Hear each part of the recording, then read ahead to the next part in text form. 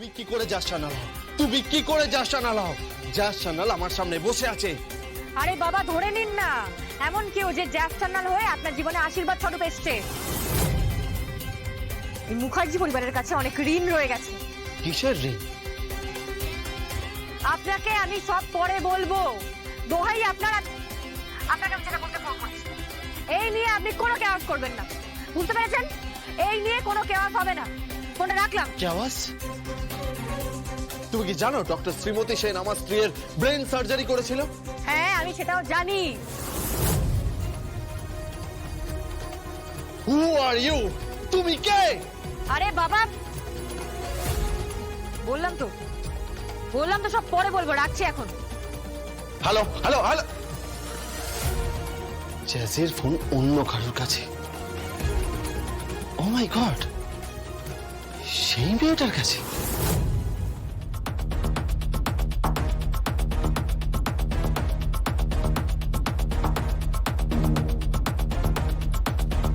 কে বলছো? দিব্যা সেন। গুলি চলে গেছে কিন্তু, হ্যাঁ, তিনটে বুলেট। কে বলছো তুমি? জ্যাস টান্নাল।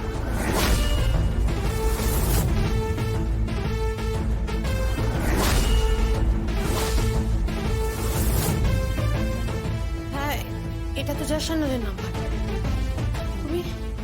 তুমি বলছো, তুমি জ্যাস সান্যাল বলছো?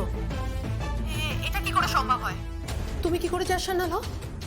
জ্যাস সান্যাল তো অসুস্থ, বহু বছর ধরে হুইল চেয়ারে আছে। সে পক্ষাঘাতগ্রস্ত, হুইল চেয়ারে আছে বহু বছর ধরে। তার শরীর কাজ করে না, মস্তিষ্ক কাজ করে কিনা তা আমরা জানি না। তুমি কি করে জ্যাস সান্যাল হতে পারো? ও তাই না? তা আপনি কনফিডেন্ট বিষয়টা নিয়ে? টার্গেট করেছিলেন ওই ডক্টর শ্রীমতী সেনকে, তাই না? তাকে না পেয়ে সংকল্পকে তুলে নিয়েছেন। শ্রীমতী সেন কিন্তু আপনার জীবনের সবচেয়ে বড় কাটা, কারণ সে ব্রেন সার্জারিটা করেছিল। কার কথা? কত টাকা ডিল হয়েছিল? আপনি করেছিলেন, তাই না? আপনি হচ্ছেন মেন ক্রিমিনাল, আপনি হচ্ছেন আসল অপরাধী, তাই না? মুখ সামলে কথা বলো। তুমি মুখ সামলে কথা বলো। তুমি জ্যাস সান্যাল নও। আমি জ্যাস সান্যাল নই, কিন্তু আমি জ্যাস সান্যাল। মানে?